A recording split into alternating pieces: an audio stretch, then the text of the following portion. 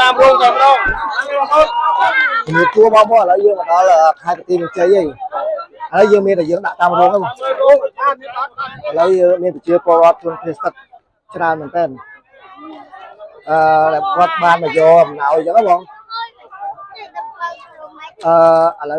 ឡូវយើងបានមកដល់កន្លែងជួនភាសឹកដែលយើងបានមកដល់ហើយបងប្អូនមកដល់ប្រទេសមានជ័យឥឡូវយើងកំពុងតែរៀបចំឲ្យក្រុមការងារយើងដើម្បីចែកបើយើងចែកបែបហ្នឹងយើងចាត់ការទេបងប្អូនដោយសារតែមនុស្សច្រើនពេកទេបងប្អូនអញ្ចឹងយើងចង់ឲ្យគាត់ទៅតាមតង់រៀងខ្លួនអញ្ចឹងបើយើងយកអង្គយកត្រីងៀតយកដូចជាទឹកត្រីផ្សេងនេះយកទៅដាក់តាមតង់គាត់មកចំណាយ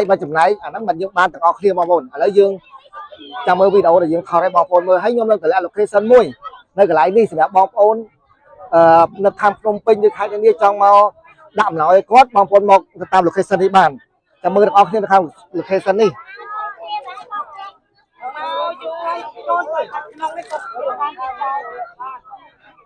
ក្នុងនេះបានម